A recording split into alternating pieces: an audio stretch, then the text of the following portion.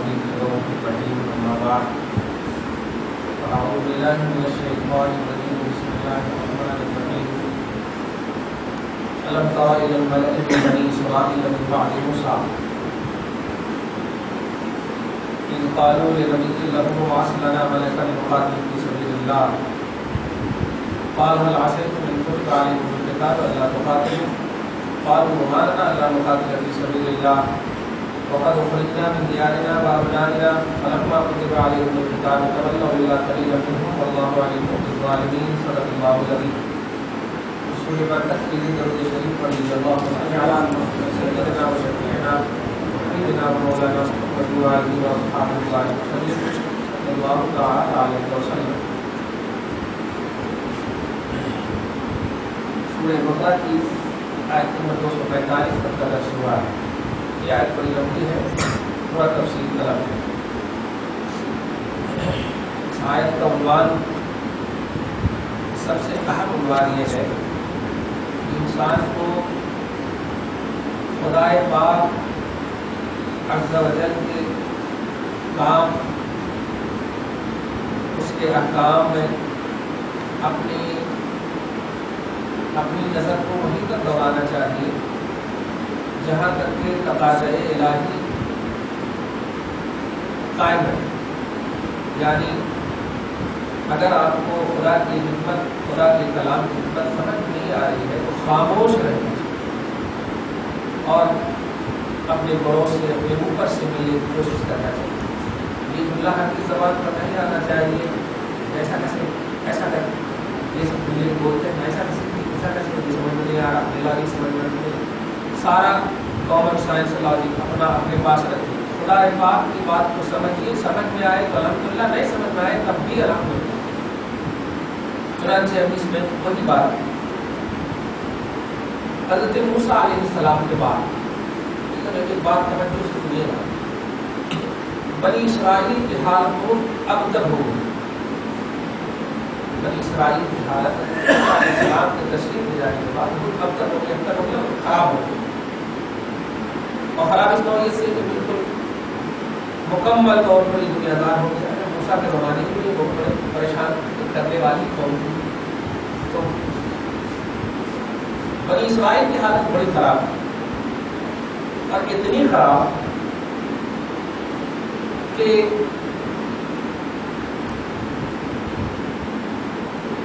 عملیق بن عاد کے بیٹے قوم عاد پڑھے نا, وَإِلَىٰ عَادٍ أَخَاهُمْ هُودًا, جس کی طرف حضرت ہود علیہ السلام. تو قوم عاد یعنی عاد کا ایک بیٹا تھا جس کا نام عملیق, اس کی نسل سے ایک جابر بادشاہ جالوت پیدا ہوا. جالوت سمجھتے قرآن میں پڑھے ہوئے جالوت کا مطلب یاد ہے. اتنا ظلم کیا, اتنا جبر کیا کہ بڑے بڑے بنی اسرائیل میں جو 440 ارباب دانش عقل مند سب کو مار قتل, مطلب بہت ہی زیادہ ظلم. ظلم کی انتہا نہ رہی, گھر سے نکال دیا, اولاد سے مطلب یہ کر دیا. آپ اس بات کو پوری طرح سمجھ لیں. اس قوم کو اس وقت جو ظلم کرنے والی ہے, جس کی سرداری اور سیادت کرنے والا جو تھا, قائد جو تھا, جالوت تھا, اس قوم کو قوم عمالقہ کہتے ہیں. عمالقہ, قوم عمالقہ.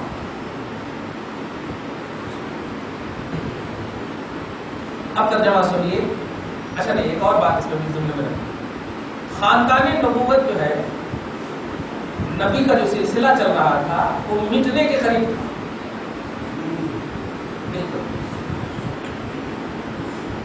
حالانکہ اللہ کی سنت جاریہ ہے کہ نبی اینی ٹائم اللہ تبارک و تعالیٰ امت کی رشد و ہدایت کے لیے قائم فرماتا, نبوت کا سلسلہ قائم فرماتا, یہاں تک کہ محمد رسول اللہ کو آخری نبی بنا کر بھیجا, قیامت تک کی تمام سرداری عطا فرما کر. اب کوئی نبی نہیں, بنی اسرائیل کا جب سلسلہ بھی قائم ہے تو نبی ہونا خاندان نبوت سے اس حضرت موسیٰ علیہ السلام کے بعد کوئی نہیں. ایک عورت موجود تھی جو عورت حمل سے تھی. اس عورت کو حضرت شمویل علیہ السلام پیدا ہوئے. شمویل، شین میم واو یا لام، شمویل علیہ السلام. اس سے پہلے حزقیل نام بتایا تھا، ذوالکفل کہہ کر کے آپ یہ سب نام رکھنا. جب آپ نے بیٹا نہیں رکھے تو اپنے پودروں کا تو رکھو کم سے کم نبی کا نام. شمویل علیہ السلام بڑا اچھا نام ہے. حیدرآباد والے تو نیا نیا نام تلاشتے ہیں لیکن وہ انٹرنیٹ پہ تلاشتے ہیں. آج بھی ہزاروں نئے نام موجود ہیں قرآن حدیث میں الحمدللہ، لیکن ملنا نہ علماء سے. آپ پوچھیں کہ آپ ٹنکو کا معنی کیا ہے حضرت، تو کہاں سے پتا ہوگا؟ حضرت پہلے پوچھنا، ٹنکو بعد میں پوچھنا. پہلے ٹنکو آپ بولتے نام رکھنے کے بعد معنی پوچھتے نہیں. اللہ کے نبی، نبیوں پر اپنے بیٹوں کے نام رکھو. رسول پاک نے فرمایا میرے نام پر اپنے بیٹوں کا نام رکھو. 70 بچے بھی تمہارے کو ہو جائے تو سب کا نام محمد رکھو، سب بخشا جائے. حضرت امام غزالی کا تو شجرہ ہی ہے محمد ابن محمد ابن محمد، محمد ابن محمد، محمد ابن محمد، محمد ابن محمد. بولتے چلے جاتے تھے، لوگ یاد نہیں رکھ پاتے تھے. یہی شجرہ ہی ہے. مواہب لدنیہ کی ایک روایت ہے کہ جس دسترخوان پر محمد اور احمد نام کا شخص حاضر ہوتا ہے اللہ پاک اس دسترخوان پر 2 مرتبہ رحمت نازل فرماتا ہے. سبحان اللہ. 2 مرتبہ. جس گھر میں محمد اور احمد نام کا ہو اس کے باپ ماں کو جہنم نہیں دے گا. اللہ کمال ہے، نام ہے پاک برکت ہے. خیر، شمویل علیہ السلام اس خاندان نبوت کی ایک عورت جو باقی تھی اس سے پیدا ہوئے. یہ جب پوری بات سمجھ گئے، ادھر جالوت قوم عمالقہ میں سے ظالم اور جابر بادشاہ، اور یہ خاندان نبوت کا ایک فرد تنہا پیدا ہوا. جب یہ پیدا ہوئے تو بیت المقدس میں بہت بڑے عالم توریت کے موجود تھے، بالکل ایسے ہی جیسے سب لوگ کرتے ہیں. میرے نبی کی عظیم الشان شان ہے کہ آپ کبھی بھی کسی کے پاس پڑھنے نہیں گئے. مخلوق میں کوئی بھی آپ کا استاد نہیں، خالق آپ کا استاد ہے. یہ آپ کے اور ہمارے نبی کا اسٹیٹس ہے. توجہ دی. شمویل علیہ السلام کو ماں نے بیت المقدس میں جا کر کے وہ جو بیسٹ عالم، بہت بڑے عالم تھے توریت کے، ان کے پاس رکھ دیا. یہاں تک کہ حسب معمول پڑھے. ایک دن یہ سوئے ہوئے تھے حضرت شمویل علیہ السلام. حضرت جبریل علیہ السلام آ کر آواز دی، دھڑ پڑاتے ہوئے اٹھ کر کے اپنے استاد کے پاس گئے. آپ نے مجھے بلایا؟ تو حضرت نے اس لیے انکار نہیں کیا کہ استاد نے کہ اگر بولو تو اچھا ڈر جائے گا. کہا ہاں جاؤ سو رہا ہو، ایسا بول کے. دوسرے دن دوسری مرتبہ حضرت جبریل علیہ السلام آئے اور آواز دی. پھر دوڑتے ہوئے آپ نے بلایا، پھر وہی کہا ہاں بلایا، کام ہو گیا. تیسری مرتبہ جانے لگے تو کہا دیکھو اب اگر بلائے نا تو میرے پاس نہیں آتا اور آواز بھی مت دینا. تیسری مرتبہ جب حضرت جبریل علیہ السلام پوری شکل کے ساتھ آئے جیسے ہر نبی کے پاس آتے ہیں، اور آنے کے بعد مژدہ سناتے ہیں، اے شخص اللہ پاک نے تمہیں نبوت عطا فرمایا، تم نبی ہو، خاندان نبوت کے چشم و شراب ہو، نبی ہو. پورا میں نے ڈیٹیل بتا دیا، ترجمہ سمجھیے. آپ کو ابھی لگ رہا تھا کہ کس سے بتا رہے ہیں، لیکن میں یہ قرآن بتا رہا تھا. اب ترجمہ سنیے. الم تر الی الملأ من بنی اسرائیل، اے حبیب مکرم کیا آپ نے نہیں دیکھا، میں اس کے بارے میں بتا چکا ہوں. میں اللہ کے رسول صلی اللہ علیہ وسلم کو پاسٹ، پریزنٹ، فیوچر سب کا علم عطا فرمایا. صرف وجہ یہ ہے کہ آپ پاسٹ، پریزنٹ، فیوچر سب کے رسول ہیں، اور جو جہاں جس کا رسول ہوتا ان کا پورا بایو ڈاٹا علم کے اعتبار سے نالج میں آنا ضروری ہے، یہ لازم ہے. وما ارسلناک الا رحمتا للعالمین، سارے جہان کے یہ رسول ہیں. تو پاسٹ بھی ایک جہان ہے، اس کے بھی رسول ہے، پرزینٹ بھی جہان ہے، اس کے بھی رسول ہے، فیوچر بھی جہان ہے، اس کے بھی رسول ہے۔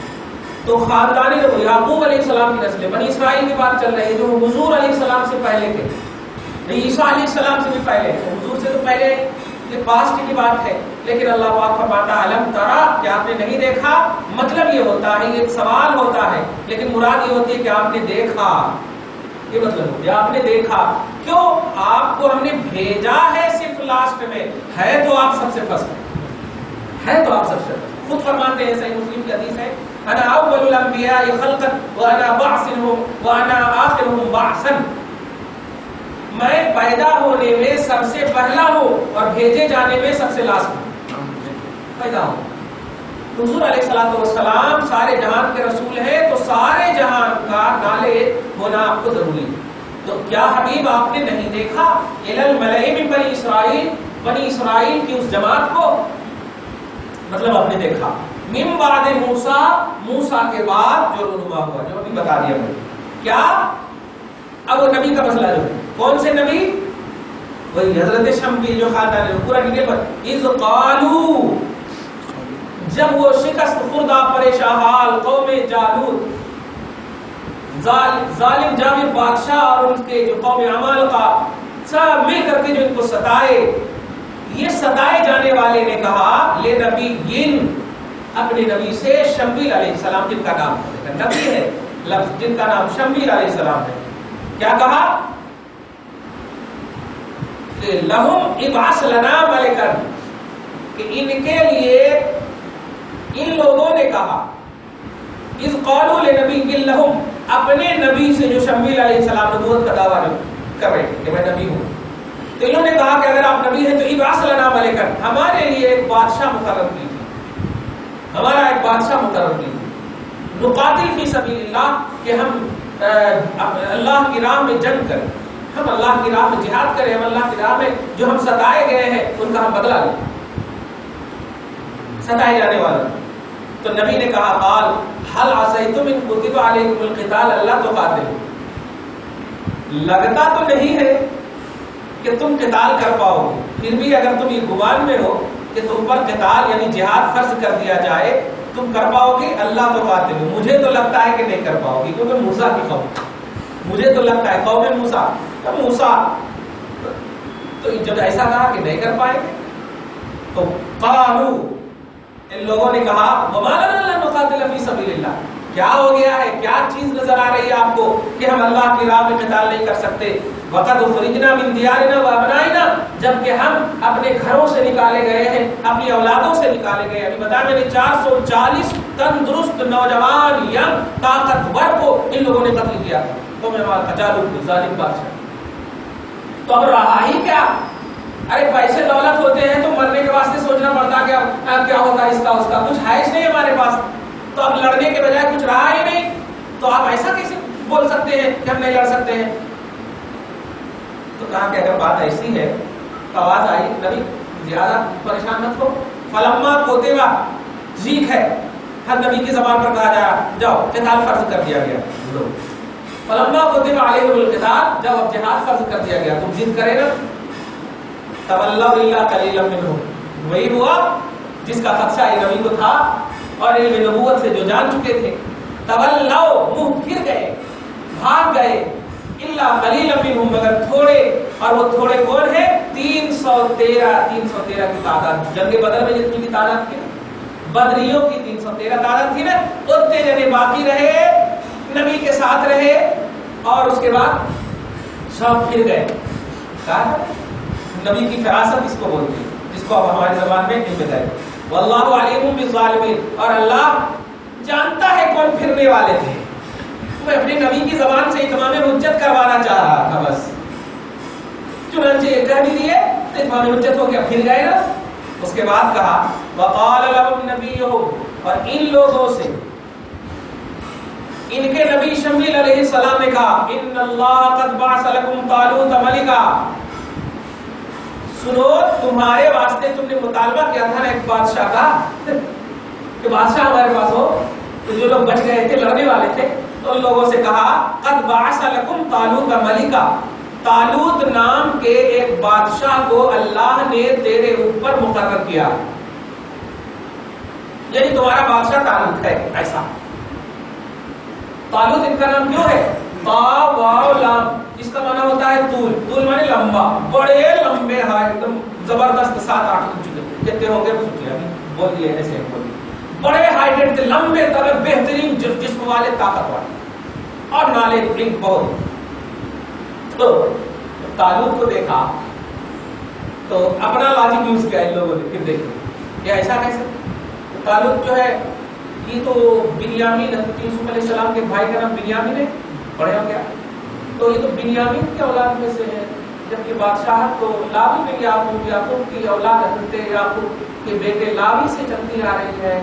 ایسا اس طرح سے لاجک یوز کیا ہے، ان کی نسل میں سے نہیں ہے. بادشاہت یہاں کیسے؟ اللہ پاک اس کو ارشاد فرما رہا. قالو، ان لوگوں نے کہنا شروع کر دیا، انا یکون لہ الملک علینا، کہ بادشاہت ہمارے خلاف ان کو کیسے مل سکتی؟ ان کو کیسے مل سکتی؟ وَنَحْنُ أَحَقُّ بِالْمُلْكِ مِنْهُ، جبکہ ہم اس طالوت سے زیادہ حقدار ہیں. ہم جس نسل سے ہمارے میں سے ہونا چاہیے نا. ارے جب ہمارے میں سے ہونا چاہیے ان کو کہیں بول رہے ہو، اپنے سے متعین کر دو نا. نبی کو کہیں بول رہے ہو، اپنے سے متعین کر لو. بول بھی رہے ہو کہ آپ متعین کیجئے، اور جب یہ متعین کر رہے ہیں تو آپ ایک آبجیکشن کر رہے ہیں. اس کے بعد کہا اچھا یہ سننے سے پہلے ایک بات بڑی اچھی آ رہی ہے تفسیر کے حوالے سے. حضرت شمویل علیہ السلام کے پاس ایک عصا تھی، ایک لاٹھی تھی. وہ اللہ پاک کی طرف سے وہ اس لیے عصا تھی ان کے پاس کہ ان لوگوں نے جب مطالبہ کیا تھا نا کہ بادشاہ ہونا، تو اس بادشاہ کی ہائٹ اور لمبائی کے اعتبار سے جتنے یہ عصا کی جو لمبائی ہے، اس عصا کے لیول کا جو بھی انسان ہوگا اس وہی بادشاہ ہوگا. یہ اللہ پاک نے ان کو علامت کے طور پر دیا تھا. تو انہوں نے استعمال فرمایا اور کہا ناپا آ کر کے تو ایک دم سیم جناب حضرت طالوت نظر آئے. حضرت طالوت سے نظر آئے تو اعلان کر دیا کہ ہاں یہی ہے، کیونکہ یہ ہم کو دیا ہی ہے اسی کے واسطے، دیا ہی ہے اسی کے واسطے. لیکن ان لوگوں نے کہا نہیں نہیں نہیں، ہم ہماری نسل سے نہیں. جیسے محمد رسول اللہ کے زمانے میں بھی ایسے ہوا نا. یہودیاں نے کیا کہا، ارے ہم جو جا رہے تھے وہ ہوا ہی نہیں ہے. نبوت بھی جو ہے اسحاق کی نسل میں آنا تھا، اسماعیل کی نسل میں کہہ آ گئے. اچھا یہ اب تم سوچ رہے ہو، اور آنے سے پہلے تم ان کا وسیلہ لیتے تھے. آنے سے پہلے ان کا وسیلہ لیتے تھے. اے اللہ جو تو بھیجنے والا جس کا نام محمد ہے، جن کو میں توریت میں پڑھتا ہوں، ان کے وسیلے سے اپوزیشن پر غلبہ عطا فرما. تو اللہ پاک غلبہ بھی عطا فرماتا تھا. اب آ گئے تو اپنا لاجک یوز کر رہے ہیں. ارے وہ نبی ہے، آیت نمبر 189 کو دیکھیے آپ جا کے سورہ بقرہ میں، تو وہی نبی ہے معرفو جو تم توریت میں جس کے بارے میں پہچان چکے ہو، لیکن پھر بھی تم کفروں میں ہی ان کا انکار کر رہے ہیں. تو یہ یہودیاں شروع سے یہی دماغ. ابھی بھی میں عورتوں کے بچیوں کو جو درس دیا جاتا ہے اس میں ایک جملہ تھا، آیت نمبر 104 105 میں اس بات کی صراحت ہے کہ اللہ پاک نے ایک درس دیا، اے ایمان والو رسول کو رائنا نہ کہو، انظرنا کہو. انظرنا کہو اے ایمان والو. نبی پاک صلی اللہ علیہ وسلم کے سامنے صحابہ کرام کچھ ایسے بھی ہوتے کہ سڈنلی نبی پاک کی بات کو سمجھ نہیں سکتے تو رائنا کا ورڈ یوز کرتے. رائنا کا مطلب ہوتا ہے یا رسول اللہ ہماری نگرانی فرمائیے، ہم تھوڑا کم سمجھتے ہیں، آپ ڈبل بولیے. جیسے بولتے ہیں نا ذرا ایک مرتبہ اور بولیے، تو ڈبل بولیے. رائنا کا یہ معنی ہوتا تھا. لیکن رائنا یہودی کی لغت میں تھوڑا سی دوسرے معنی میں بھی، توحید کے معنی میں بھی یوز ہوتا تھا. اللہ پاک نے کہا کہ اگر صحابہ کرام کو رائنا یوز کرتے ہوئے یہودیاں دیکھ لیے تو ان کو تو ایسے ہی موقع ملنا، بس انہیں دیکھ لیے تو پھر دلیل کے طور پر یوز کرنا شروع کر دیں گے. اس لیے اللہ پاک نے کہا کہ بند کرو، اگرچہ تمہاری نیت اچھی ہے لیکن اس کا معنی ایک غلط نکل رہا. یہودیوں کی سازش ہی یہی ہے کہ محمد سے دور کیا جائے. یہودیوں کی سازش یہ ہے کہ محمد سے محمد کی محبت جو ہے نکال دیا جائے، یہی سازش ہے. تو آج بھی یہی توجہ دیجیے، آج بھی یہودیاں حضور کے زمانے کے بھی یہودیاں یہی چاہتے تھے. ارے ایسا کیسے، یہ ہمارے اس میں آنا تھا، ان میں آنا تھا. یہ لاجک کیوں یوز کر رہے ہیں؟ تم آسمانی کتاب کا دعویٰ کرتے ہو اور آسمانی کتاب کا مالک اللہ ہے اور وہ اللہ بھیج رہا ہے ان کو، تو کیسا تم ایمان لائے ہو کہ جس اللہ نے کتاب بھیجا اس پر ایمان لا رہے ہو اور جس نے نبی بھیجا اس پر ایمان نہیں لا رہے؟ عجیب بات ہے. تو تم کس اللہ پر ایمان لانے کی بات کر؟ تو یہ اپنی نفسانیت اس کو بولتے، ہوائے نفس بولتے، خواہشات نفسانی بولتے. اس طرف دھیان دیں. تو ایسے ہی یہاں پر کہہ رہے ہیں ایسا کیسے ہوتا ہے کہ ہمارے خلاف جو ہے بادشاہ کو مقرر کیا؟ تو کیوں؟ ان کے پاس تو مال بھی نہیں ہے، دولت بھی نہیں ہے، کچھ بھی نہیں، غریب تھے. حضرت طالوت جو ہے غریب تھے، لیکن طاقتور تھے اور نالج، اور جانتے ہیں طاقت اور نالج دو چیز بادشاہت کے لیے ضروری ہے۔ آج جو مغل کا خاتمہ ہوا ہے صرف اکبر کی جہالت کی وجہ سے۔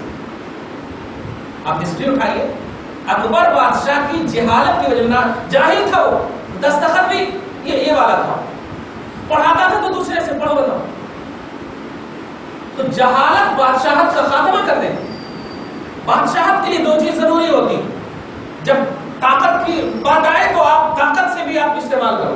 رسول پاک کو چیلنج کیا تھا نا، بتایا نا میں نے ابی بن خلف نے، تو رسول پاک نے کیا نا استعمال، ذرا سے کھرچ لگایا اسی میں مر گیا۔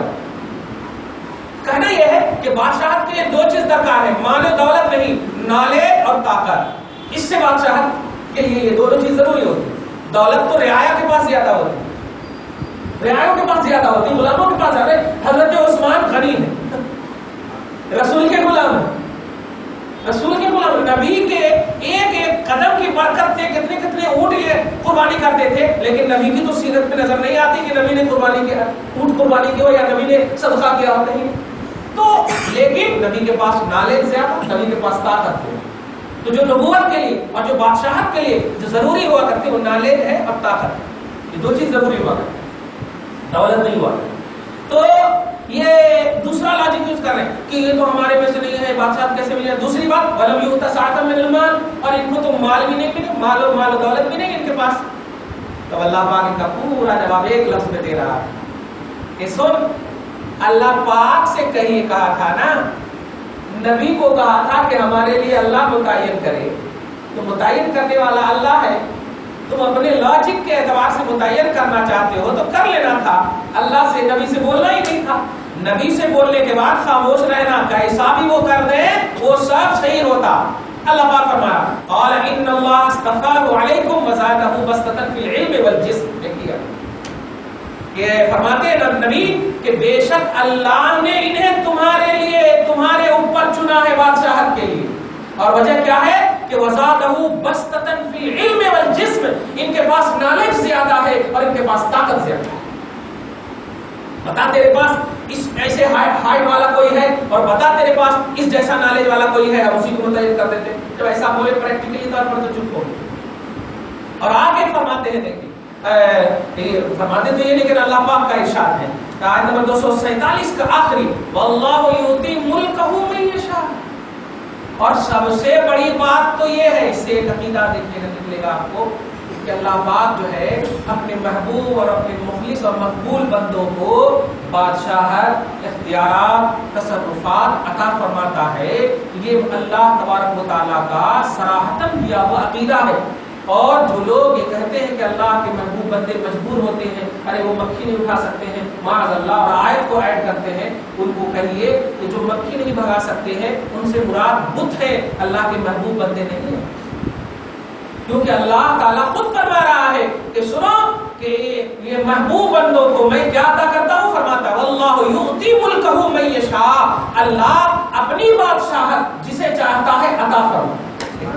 سنن انصاف فرما، اللہ اپنی بادشاہ جسے چاہتا ہے عطا فرماتا ہے۔ اور جن آیتوں میں یہ ہے، جیسے کہ سورہ حج کی لاسٹ پیج کی فرسٹ آیت کریمہ میں دیکھیے، یا ایھا الناس ضرب مثل فاستمعوا له، کہ ان یسلبهم الذباب شیئا لا یستنقذوا منہ، کہ اگر ان لوگوں پر مکھی بھی بیٹھ جاتی ہے تو یہ مکھی نہیں اٹھانے کی طاقت رکھتے ہیں۔ اس آیت کو اولیاء اللہ اور محبوبان خدا پر فٹ کرنا یہ گمراہی ہے، کفر ہے، اور بلکہ اللہ تبارک تعالیٰ کے لیے شرک ہے، اس لیے کہ تقاضے الہی کا انکار یہی تو کفر ہے۔ اللہ پاک اس آیت کریمہ میں بتوں کی مذمت فرما رہا ہے کہ یہ وہ بت ہے جس کو تم میرے خلاف یوز کر رہے ہو، یہ تو مکھی تم بٹھا کر دیکھو، یہ مکھی نہیں ہٹا سکتے۔ اولیاء اللہ کی شان یہ ہے کہ رب فرماتا ہے ہم اپنی بادشاہت نہیں عطا کرتے، ہم اپنی بادشاہت عطا کرتے ہیں۔ تو آپ اس کو دھیان میں رکھیے گا، ایک ہوتا ہے من دون اللہ اور ایک ہوتا ہے اولیاء اللہ۔ من دون اللہ جو ہے یہ اللہ تبارک و تعالیٰ کے دشمن ہے، اولیاء اللہ جو ہے یہ دشمن نہیں، یہ خدا کے محبوب بندے۔ تو جن آیتوں میں یہ نفرتوں کا پہلو ہے کہ یہ مکھی نہیں ہٹا سکتے، یہ کچھ مدد نہیں کر سکتے، یہ کچھ نہیں مددگار ہے، یہ کچھ نہیں ان سے مانگو، مراد یہ ہے کہ وہ من دون اللہ ہے، اور جہاں کہیں بھی جن سے مانگا جاتا ہے وہ من دون اللہ نہیں، وہ اولیاء اللہ ہے جیسے کہا گیا۔ کہ واللہ یؤتی ملکہ من یشاء، اللہ جسے چاہتا ہے. اب بتائیے من دون اللہ چاہنے والوں کو کہتے ہیں یا اولیاء اللہ چاہنے والوں کو کہتے ہیں؟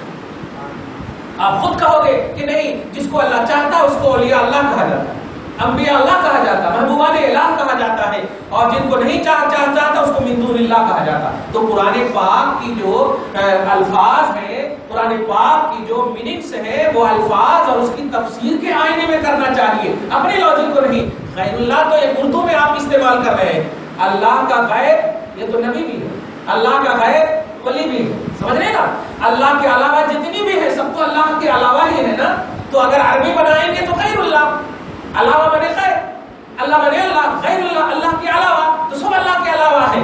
تو پھر محمد سے لے کر کے عیسیٰ تک، آدم سے لے کر کے عیسیٰ تک جتنے بھی انبیاء ہیں سب یہی ہو گئے غیر، جتنے بھی اولیاء سب غیر ہو گئے.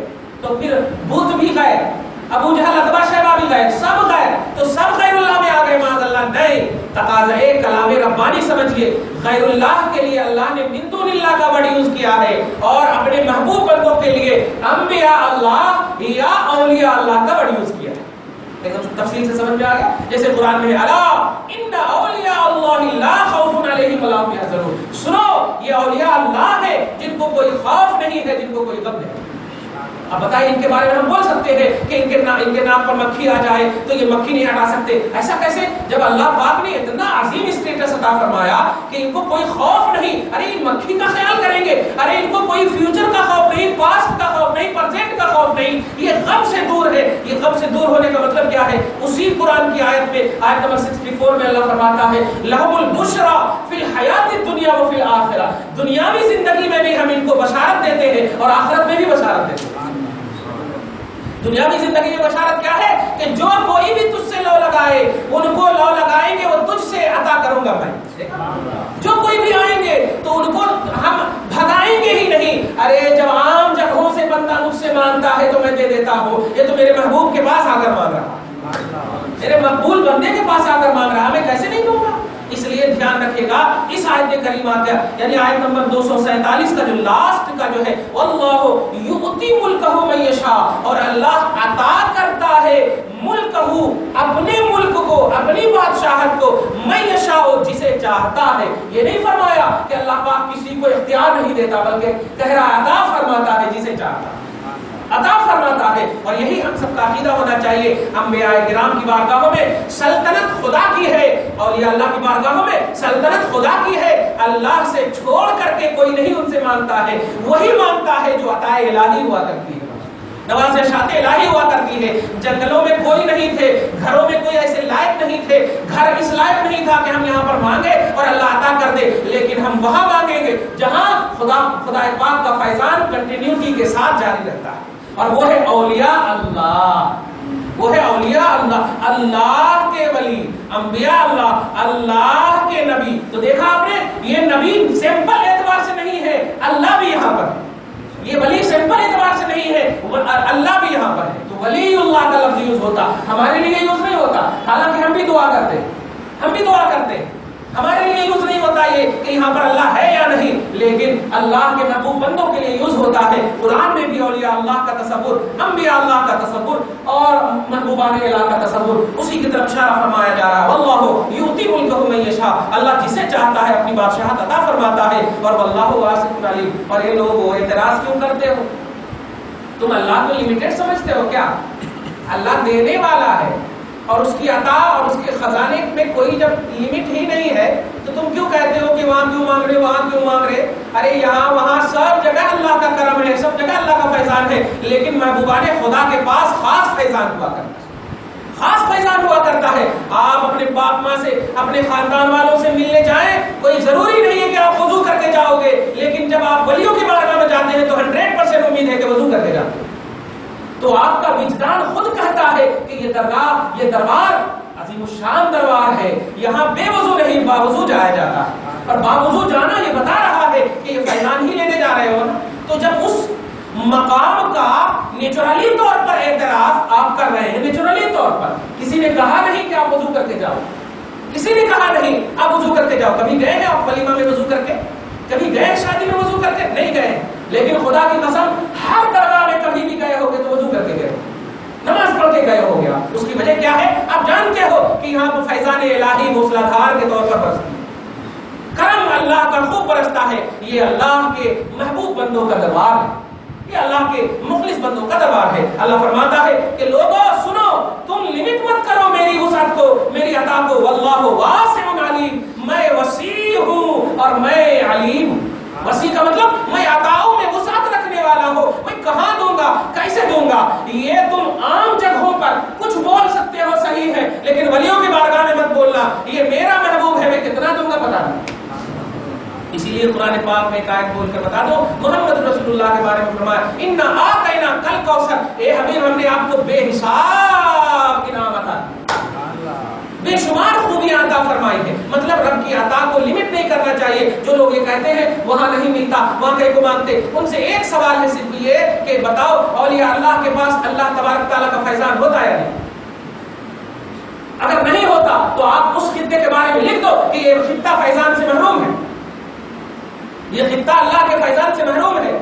وہ اللہ جو رحمت کی بارش نازل کرتا ہے، ارے وہ اللہ اتنا عظیم رحمت والا ہے کہ گلاب پر بھی بارش نازل کر رہا ہے، گوبر پر بھی بارش نازل کر رہا ہے، کیچڑ پر بھی بارش نازل کر رہا ہے. جبکہ خدا کی بارش کو رحمت کی بارش کہتے ہو نا، رحمت کی بارش. اور نہیں سمجھ میں آ رہا، پارہ نمبر 19 میں آپ جائیے، انزلنا من السماء ماء طہورا، کہ ہم جو آسمان سے جو بھی بارش نازل کر رہے ہیں وہ بارش پاک ہی نہیں، تیری حقیقت کو پاک کرنے والی بارش. طہورا طاہر کو بھی بولتے ہیں اور مطہر کو بھی بولتے ہیں.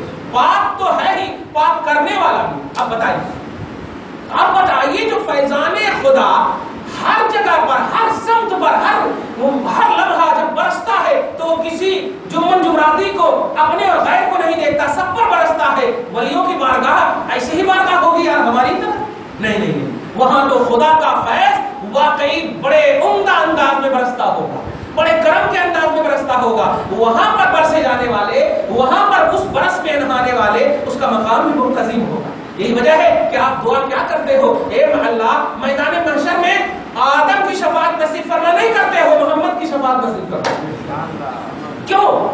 کیوں؟ کیونکہ آدم بھی خود یہاں کی شفاعت چاہ رہے ہیں، عیسیٰ تک یہاں کی شفاعت چاہ رہے ہیں. آپ سمجھیں اس اسٹیٹس کو. اور اس نبی کا جب یہ مقام ہے تو اس نبی کے رہنے والے دامن کرم سے وابستہ اولیاء کا کیا مقام ہو.